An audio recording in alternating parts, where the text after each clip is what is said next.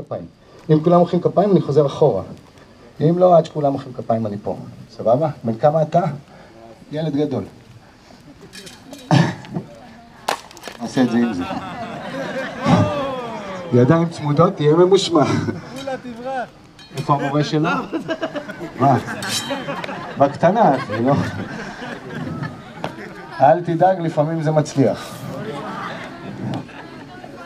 אוקיי, אתם תעזרו לו. מצוין. אתה תסתכל עליי, לא עליהם.